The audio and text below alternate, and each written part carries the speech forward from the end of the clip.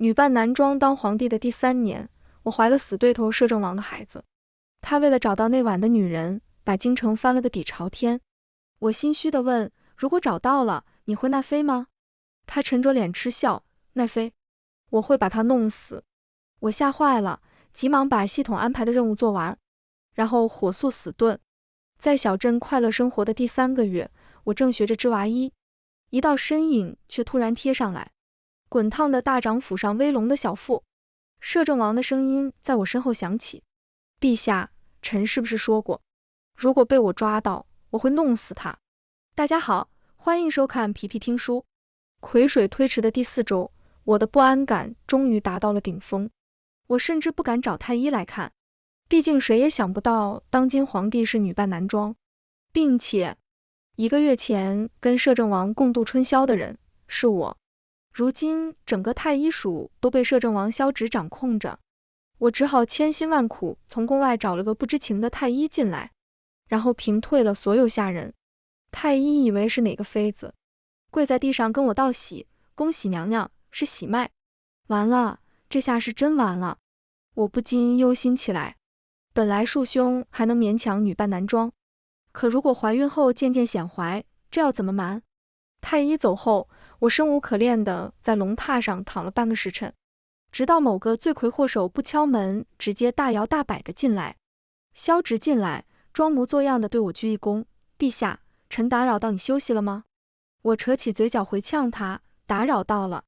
萧直毫无愧疚，直接坐到旁边的椅子上，开门见山道：臣一直在找那晚的女子，今日终于有了一丝线索。闻言，我终于睁开眼，竖起耳朵。哦，什么线索？其实按理说，以萧直的信息网，不出意外，3日就能查到。那晚的宴会上，他将出入宫的所有人都排查了个遍，甚至画了画像，封锁城门，对城内百姓一一排查。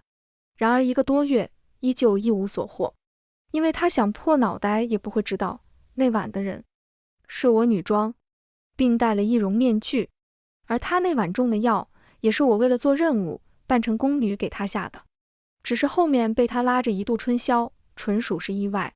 正想着，萧直就拿出了一样东西，他道：陛下有没有觉得这样东西很眼熟？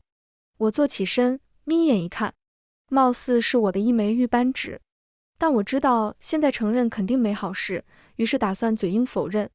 他又不慌不忙地补充：如果没记错，这是西域进贡物品之一，今日却在我府上发现了。我不禁有些汗流浃背，每天戴的扳指太多，根本没注意到那晚掉了一个扳指。我硬着头皮解释，扳指不只有1件，姑还赏赐过众多爱卿。怎么，爱卿在怀疑姑？萧直将扳指握在掌心，低笑一声：臣不敢。我看着面前的人，不禁想到他早就到了成家的年纪。如今人人都知道摄政王权倾朝野，能得他青睐，便能直接平步青云。不少世家都想将自己女儿塞进摄政王府，偏偏萧直不近女色，连个小妾都没纳。想起他这1个月来的所有动作，我不禁有些好奇萧直对那晚女人的态度。怀揣着一丝心虚，我问：如果找到了那个人，爱卿会纳妃吗？纳妃？萧直像是听到了什么好笑的笑话。这位摄政王阴沉着眉眼，直直看向我，嗤笑一声：这种敢算计我的人，陛下，我会把他弄死。其实萧直会怀疑我，很正常，毕竟我是皇帝，而他是能威胁到我皇位的摄政王。先帝去世早，而我当时还是孩童，为防国家生乱，先帝便让萧直辅佐朝政。随着我渐渐长大，萧直的势力越来越大，而我也越来越看不惯他，但我又惹不起，只能暗地里搞些小动作。所以萧直这次自然会怀疑到我头上，但其实我也不想跟他作对的，因为我只是一个穿书人。我穿进这本小说里已经5年了，书里萧直是男主，而我穿成了挥霍无度的炮灰傀儡皇帝。最后皇帝惨死宫中，而萧直终成一代明君，而我的任务就是活着走完所有剧情。我默默听系统说完，然后发出了绝望的尖叫。可我是女的。系统，你抓错人了吧？没有说女人不能当皇帝的意思，只是原著里这个皇帝很明显是个男的。上一秒刚出车祸，下一秒就穿进古代小说里当炮灰皇帝，我天都塌了。系统说，只要能完成任务，就可以再给我一次生命和数不尽的钱财，然后在这个世界悠闲地过一辈子。最后，我赶鸭子上架一般穿上束胸，系统还帮忙改变了我的声音，从此开始了跟萧直作对的日常。他要提拔状元，我偏要提拔探花，谁惹怒了他，我偏要护着那个人。书房里的奏折堆积成山，他催我赶紧批，我偏不批，全都推给他。但这个真不是我故意的，因为我只是一个刚上大一的大学生，满朝文武大臣都在眼巴巴地等着我的意见，而我看似在沉思，其实是在想，我懂个屁，这个早六上朝什么时候能结束？还好皇帝本来的人设就是毫无谋略，不懂治国，我倒也不算穿帮，就这样战战兢兢地苟了3年，我的任务都完成了90%，眼看着马上就能获得高额奖金，然后隐居山林悠闲地过一辈子，却在这个紧要关头怀了男主的孩子。或许是怀孕的缘故，第二天的早六上朝，我睡过头了，最后是被萧直直接闯进来叫醒的。他冷着脸在床前候了一会，发现我又睡过去后，直接掀开帘帐进来了。陛下，先帝当初将您交托给臣，臣自当有教导的义务，今日为何无故旷朝？我崩溃了，萧直怎么管得比导员还宽？我直接回怼回去，孤做事，用你质疑。萧直眸色沉沉地看着我，然后直接上手拽住我的寝被。我瞪大了眼，放肆。然而他丝毫不怕，也不听。我拽着被子跟他较劲，他也没放手。挣扎间，他的指尖不小心拂过我身前的柔软，一时间两人都愣住了。我才想起来没穿束胸，直接吓清醒了。萧直蹙起眉，眼里划过一丝疑惑，什么东西这么软？我急中生智，快速从被窝里抱出一辆小猫，举给他看，镇定道：哦，是狸奴。小猫被吵醒，冲萧直叫了一声，他松开眉头，没再怀疑。我暗暗松口气，不敢再继续赖床。你先去偏殿等候，姑现在要更衣。萧直便没再说什么。等他出去，我急忙将束胸穿上，收拾妥当。门外侍奉着的太监进来，端给我一碗药。陛下，今日的药，您的风寒可好些了？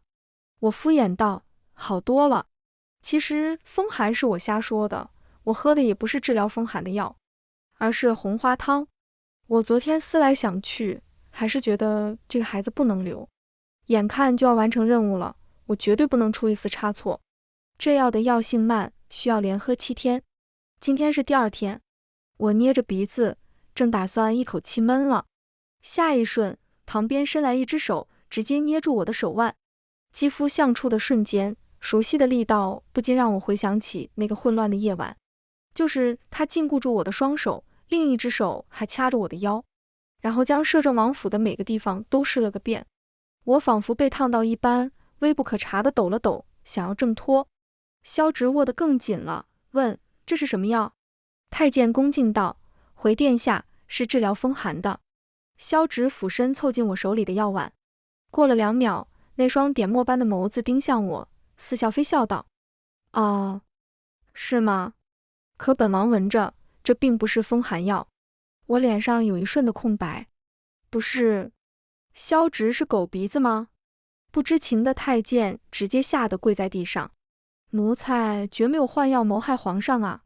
我灵机一动，装作没拿稳，手一歪，药碗直接掉到地上，药洒了一地，碗也碎了。我冲萧直无辜的一笑，孤手滑了，又对太监道：这里没你的事了，下去吧。红花汤的事最后被我勉强糊弄过去，但我知道萧直肯定对我起了疑心，宫里现在处处是他的眼线，我不敢再继续喝红花汤，只希望能在肚子显怀前成功走完剧情，然后死遁。很快，最后一个任务来了。我身为一个爱作死的皇帝，在生辰宴上找刺客暗杀他，结果自作自受，反被萧直拽过去挡枪，最终达成炮灰结局。这个任务对我来说简简单单。很快，生辰宴那天到了，我安排好了刺客，然后坐在萧直的不远处，时刻准备被他拉去挡枪。宴会正常的进行到一半时，外面如我所料传来一声尖叫，有刺客！一时间，人群都慌乱起来，而刺客的目标也很明确，弯弓朝我和萧直的方向射来。我本来有些昏昏欲睡，闻言顿时精神起来了。我安排的刺客实力足够强，而且皇宫的侍卫被我调走了一大半。很快，那些侍卫就抵挡不住了，身旁的太监尖声喊着护驾，而我只是期待地看向萧直。萧直拿剑斩断几支箭，接着便注意到我的视线。我知道，这3年来，我各种摆烂不负责任，早就被萧直厌烦了。他每次对我态度这么差，肯定巴不得我驾崩，取而代之。然而下一秒，萧直就皱着眉将我挡在身后。陛下，臣护送您离开。他看着我愣神的样子，嘴上冷嘲道：“陛下，魂被吓丢了。”手上却还护着我。刺客的攻势更猛了。我等了好久，等到萧直肩膀都受了伤，他都将我牢牢护在身侧。眼前刚好是他的伤口，上面还扎着羽箭，一股血味蔓延在鼻尖。我现在完全懵了，在脑海里疯狂问系统：这怎么跟你说的不一样？我不是应该被他拉去挡枪吗？系统也很疑惑，我也不知道啊。正交流间，我就眼睁睁看着一支箭朝萧直射来，而萧直还正在帮我抵挡我这个方向的箭支。如今事情发展完全超出我的预料，但我清楚，男主绝不能因此而死。电光火石间，我拽住萧直的衣领，手指用力，将自己与他调换了位置。一切都发生在一瞬间。等众人反应过来时，那支箭已经彻底贯穿我的心口。闭上眼的前一秒，我看到萧直那双向来自信从容的眼睛骤然睁大，而我软倒在他怀里，嘴唇刚好离他的脖颈非常近。他扣住我的脊背，手好像在抖。我的唇张张合合，每动一下，唇瓣便擦过他的脖颈。但我已经没有力气再在意这些了，只是撑着最后一口气，维持人设，嘲讽道：“萧直，你这反应力还得练啊！”萧直难得没有回对我，而是在喊：“救驾！太医呢？把太医都叫过来！”我不禁有些好笑，我没有主角光环，只是一个炮灰，被一箭穿心，基本没救了。而且萧直咋这么能装？他看我这样子，估计心里都要乐坏了吧。最后，太医确实也没能把我救回来，而我如愿听到了系统的播报：恭喜宿主，任务成功。系统帮我伪造了一个替身假人，可以瞒天过海，而我终于能恢复女装的身份，并且用回了自己的本名宁音。任务完成后，系统便消失在我的脑海里。我在一处偏远却安宁的江南小镇定居下来，思来想去，还是决定留下肚子里的这个孩子。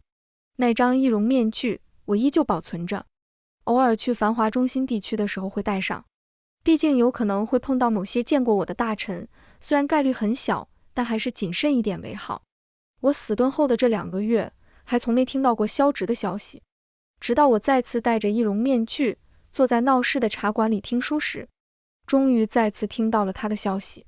萧直确实按照剧情顺利接管皇位，成为新皇。少了我这个只会摆烂的前皇帝，朝廷在萧直的管理下更加井井有条。一系列新规发布，减免赋税，百姓安居乐业。他也成为人人夸赞的一代明君。说书人讲得绘声绘色，我一不小心听入了迷。等回过神来时，已经要傍晚了。我暗道一声糟，这里离家有点远，现在赶回家难免要走夜路。保险起见，最后还是决定找一家客栈留宿。走出茶馆时，周围的小摊已经陆陆续续的打烊了。我问了几家客栈，都已经满人。无奈继续往前走，走着走着就感觉后面有人在跟着我。他们满身酒气，走路都摇摇晃晃，不怀好意的在我身后笑着。我环顾四周，这条路的摊贩已经走得差不多，就连行人都寥寥无几。直到快走出这条路，终于看到有一辆马车停在路口，里面应当是有人，外面还有一个随从候着。我的心跳越来越快，急忙朝那辆车小步跑去，并故意扬声喊道：“夫君，你来接我了。”说着，便直接掀开帘子钻进去。跟着我的几个醉汉信了我的话，以为真的是有人来接我了。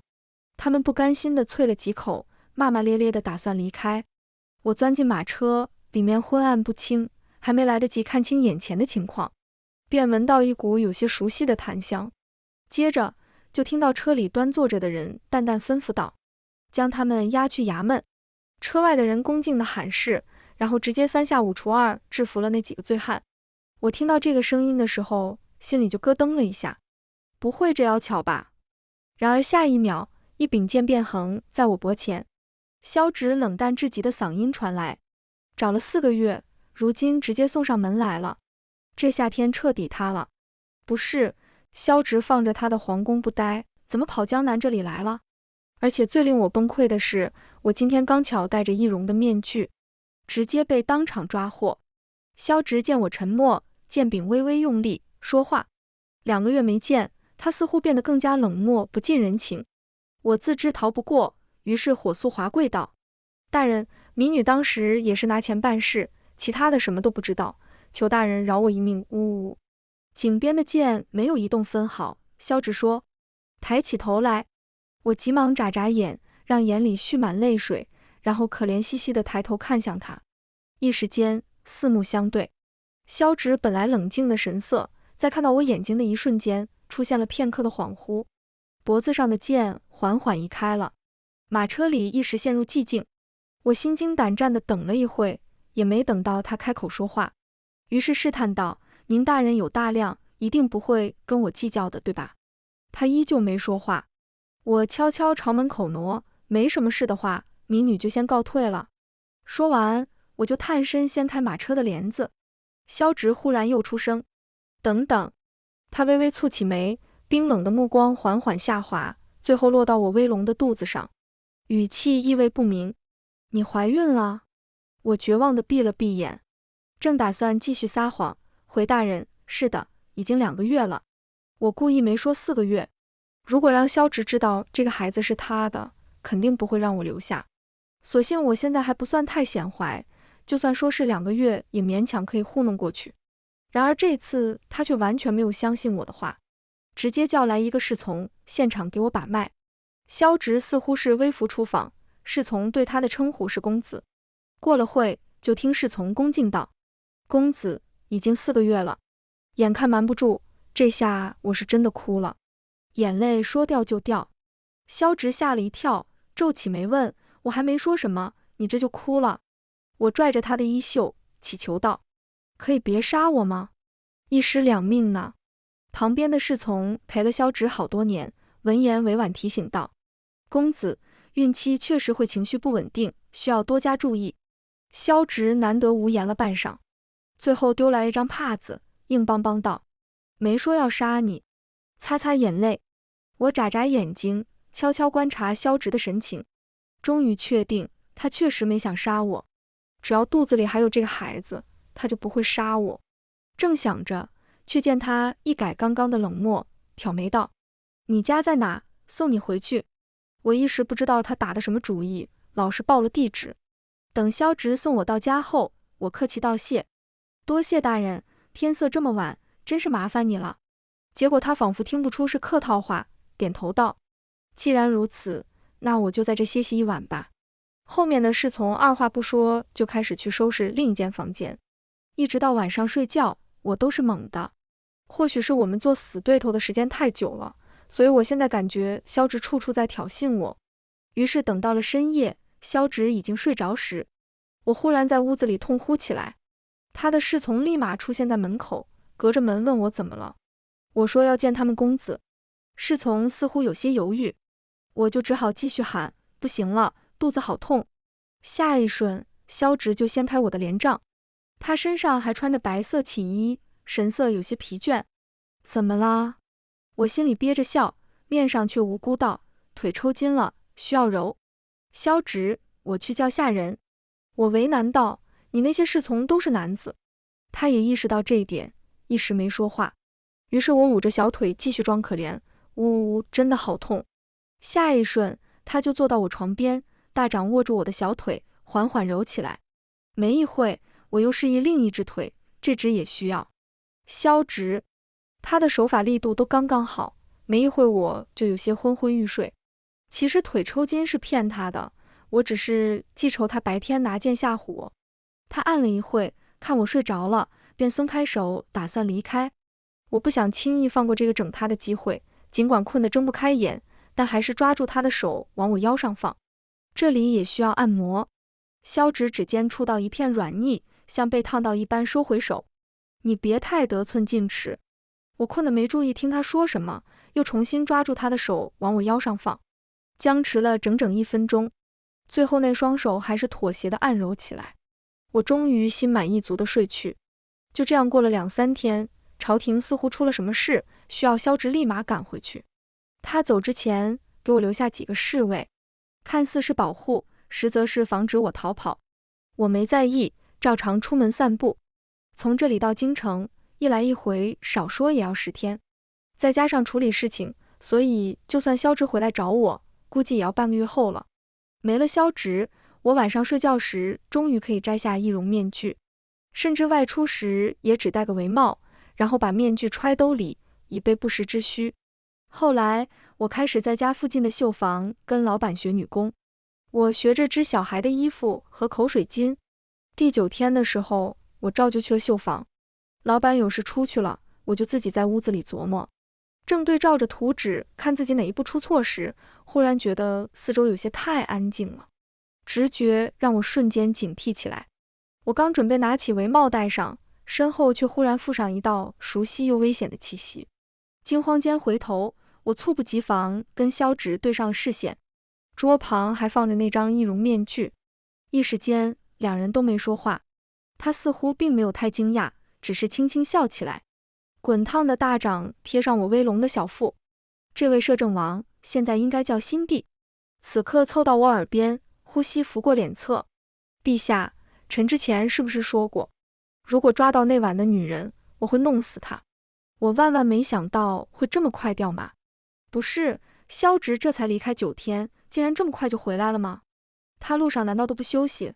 如果说单纯被他抓到那晚的女人，或许还能挣扎，又或者单纯被他发现我这个前皇帝没死，也能狡辩一下。可现在的问题是，跟他针锋相对了5年的死对头，不仅女扮男装骗了他5年，还设计下要夺走他的初夜，最后怀了他的孩子，直接心虚死顿，然后逍遥快活去了。这几件事叠加起来，不知道他会气成啥样。我绝望地闭了闭眼，干脆也不装了，回对他：哦，那我们的新帝打算让我怎么死呢？打进牢狱？他似笑非笑道：怎么会，毕竟1尸2命，你当时可是哭着求我放过你。我了然点头，也是，陛下肯定舍不得自己的亲生骨肉吧。萧直没有应，最后他将我带了回去。以我对萧直的了解，他肯定不会就此放过我，说不定又在憋什么坏主意对付我。我暗暗警惕着，警惕的吃完饭，警惕的洗漱，一直到了晚上，他终于有了动作。萧直直接推开我的门走进来，我直接打起12万分的精神，紧紧盯着他。他一步步朝我走来，在我旁边坐下，冲我伸出手。我炸毛道：你想干什么？他挑眉：你不是说腰经常疼，每天都需要按摩？我一噎，自从怀孕后，腰确实经常会疼，但我主要是在故意折腾它。可现在萧直一副自然的样子，反而让我觉得有些不自在起来。要不叫下人来？可是我的侍从里没有女子。说完，萧直的手就按了上来，他的手法似乎精进了不少，几乎让我全身放松下来。没一会就有些昏昏欲睡了，我心里还带着一点警惕，强撑着眼皮要看他。萧直的手却盖上我的眼睛，嗓音在寂静的夜色里竟有些温柔。好了，睡吧。第2天醒来时，我一睁眼，一张放大的帅脸就出现在面前。萧直躺在床的另一侧，手掌还护着我的小腹。我下意识一脚踹上去，蹬犊子，紧接着脚腕就被人轻松捏住了。萧直嘶了一声：陛下，我可是帮您揉了一晚上的腰。我听到这个称呼，纠正道：我已经不是你的陛下了。没想到他竟然问我，那你还想继续当皇帝吗？我有些诧异地看向他。萧直认真道，如果想继续当，也可以。这下我是真的惊讶了，你知道自己在说什么吗？他却已经思考起来。虽然换了个性别，但女帝在我朝也有过先例，所以不算什么大问题。他的神情认真的不像是在开玩笑。不对劲，这个萧直不对劲。我和他不是死对头吗？为什么我的死对头说要把皇位还给我？我急忙伸手打住他，停之。我没有要继续当皇帝的想法。这件插曲很快过去，而萧直在隔壁张仪来给我说媒时，彻底不对劲起来。附近的邻居们都很淳朴热情，经常会拿一些吃食来，还问我的夫君去哪了。我当时编了一套说辞，说夫君死了，婆家对我也不好，便自己搬出来住。闻言，邻居们更觉得我可怜。邻居张仪总觉得我受苦，得找个丫鬟伺候。我说到底是个现代人，不太习惯被丫鬟伺候，一直拖着没找。直到今天，张仪又找上门来，同时身后还跟着一名书生模样的男子。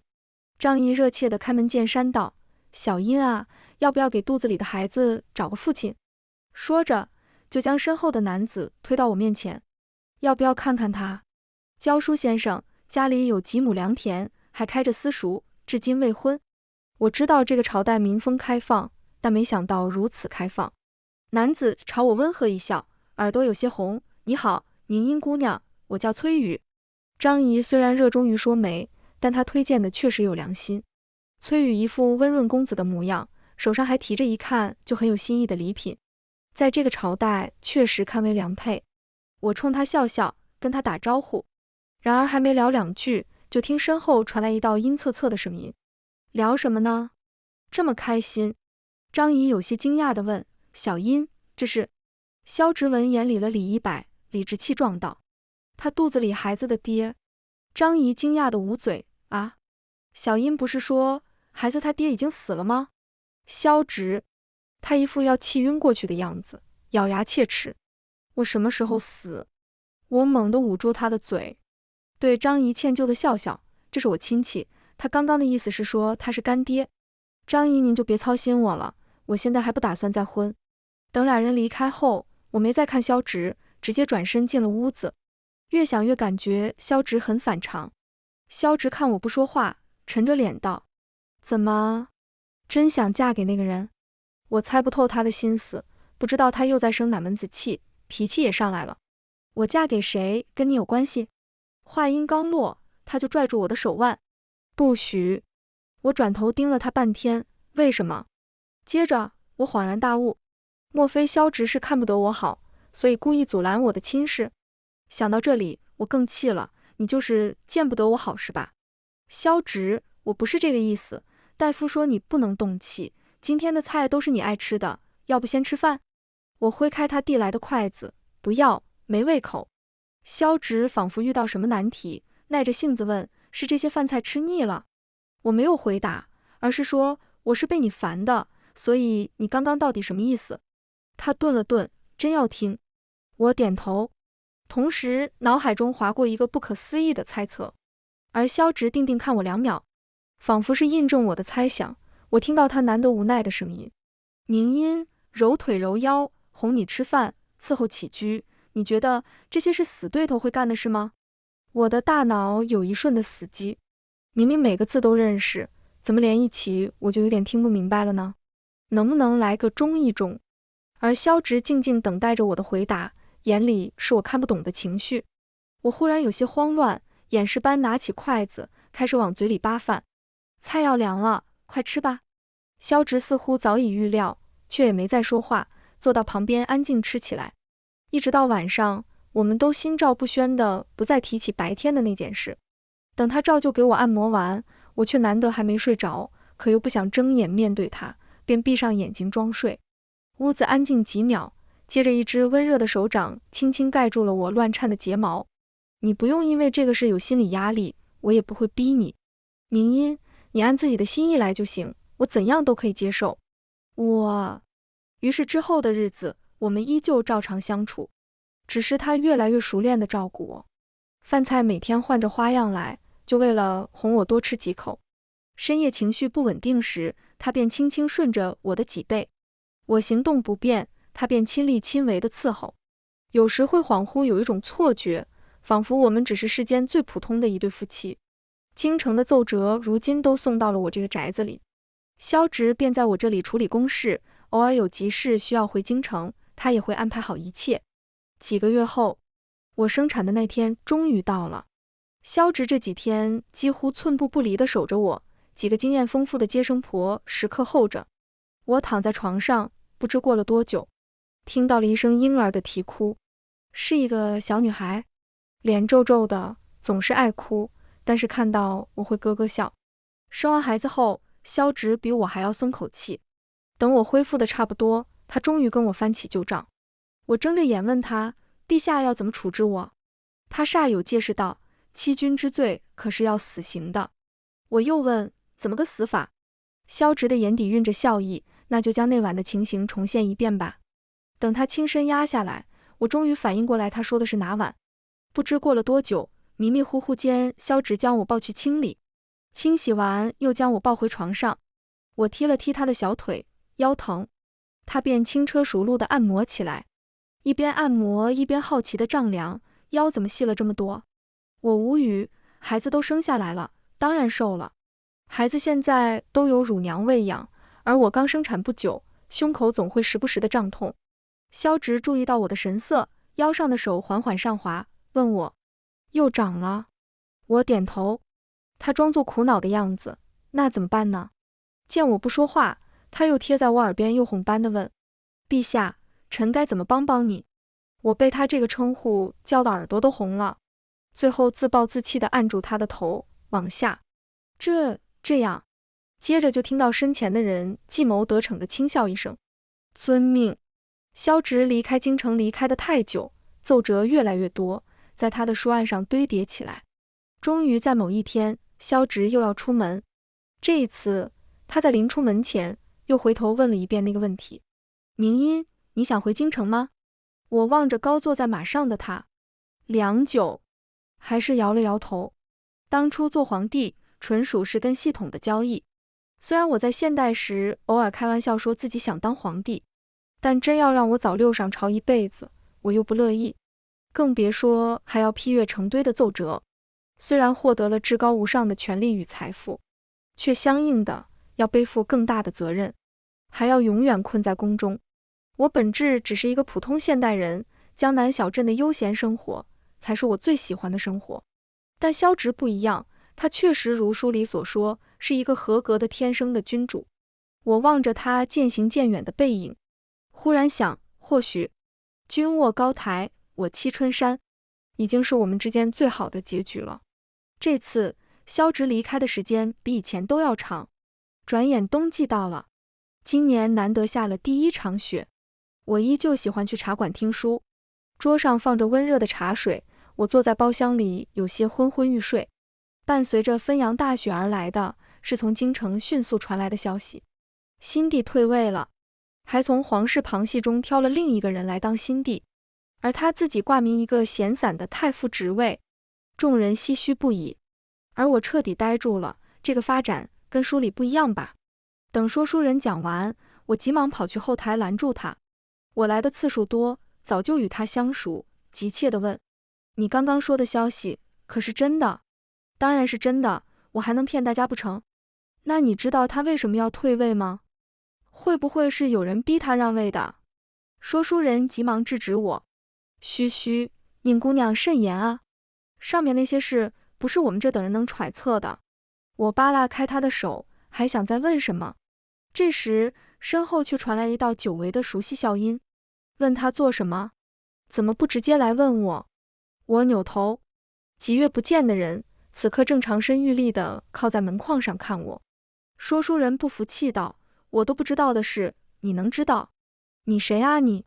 萧直挑眉，先是将我揽在怀里，目测了一下，皱眉道，又瘦了。而后才又看向那个说书人，他笑着指了指自己，我是前皇帝，然后又指了指我，他是前皇帝。我吓了一跳，要去捂他的嘴，萧直盯着我，用唇轻轻吻了吻我的掌心。我又急忙拿开，正想着要怎么跟说书人解释，没想到说书人笑得前仰后合。噗，宁姑娘，你夫君在说什么胡话？行，压根就不用解释。等说书人走后，萧直便从身后揽住我的腰，有些欣喜道：你终于愿意给我名分了。我疑惑，什么时候的事？他的唇流连在我颈侧，刚刚那人说我是你夫君，你没否认。后来女儿渐渐长大，而萧直长久地住在了我家，偶尔辛弟会来拜访他，问他一些关于治国理政的事情。他态度恭敬，似乎很怕萧直。某天等辛弟离开，我好奇问：你当初教导我时也没这么严格啊？萧直似笑非笑地细数：当时教导你，一凶你就撇嘴，心情不好就赖床不上朝，惹急了还会跟我作对，我还能怎么办？我无言以对。这真不怪我，我一个安分守己的大学生，忽然穿成炮灰皇帝，换谁不崩溃？后来我又问他，放弃皇位会不会觉得遗憾？萧直抱着我，没有立马回答，而是反问：那你呢？给我挡的那一剑痛不痛？你也放弃了皇位，会后悔吗？我摇摇头，比起困在宫中，我更喜欢这种悠闲的生活。但是你跟我不一样，你天生就适合皇位。烛光下，萧直亲吻过我的眉眼。没有什么是不适合，我只知道遵从本心才不会遗憾。而现在跟你在一起，才是无心所求。凝音，轻轻，我爱你。我望着昏黄灯光下他柔和下来的眉眼，回抱住他。我也爱你。全文完，皮皮听书，感谢您的观看，每天上新精彩小说，喜欢就订阅吧。